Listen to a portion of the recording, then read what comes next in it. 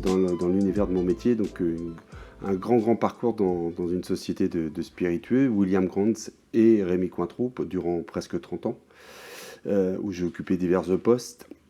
Et j'ai surtout baigné dans le monde des vins et spiritueux durant cette période. Donc assez naturellement, quand l'opportunité s'est présentée de rejoindre et de reprendre la suite de Robert au Cellier du Gouello, qui s'illustrait déjà depuis un bon moment sur le territoire breton par la qualité de ses prestations et de ses choix.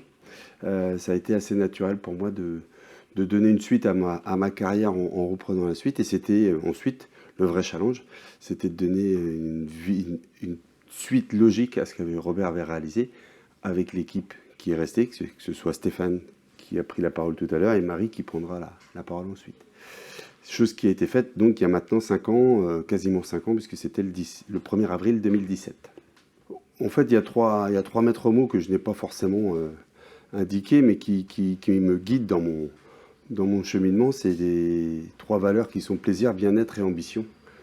Donc le plaisir, évidemment d'être dans un environnement tel que celui-là, c'est juste magique.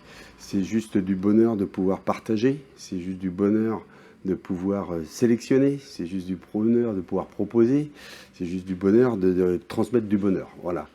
Dans le bien-être, c'est le bien-être de se retrouver tous les jours ensemble, d'avoir à partager justement une sélection de produits, d'avoir des décisions à prendre sur on sélectionne ou pas un tel ou un tel, d'avoir le plaisir de partager aussi avec l'équipe des projets, tels que celui qu'on a développé auprès des associations, et donc d'aller chercher des informations.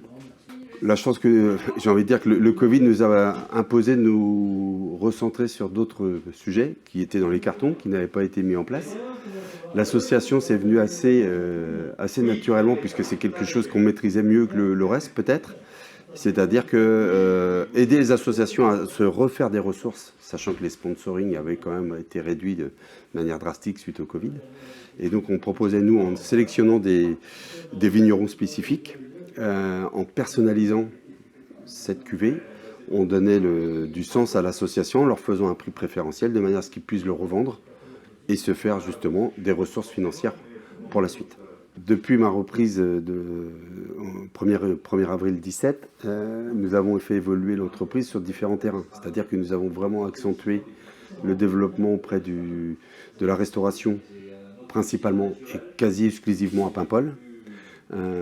Ça, c'est un point qu'on a vraiment développé, qui a du sens pour nous parce que ça donne l'occasion d'avoir des vins un peu spécifiques pour nos clients restaurateurs. Et là aussi, pour nous, une vitrine quelque part de nous montrer notre qualité de sélection.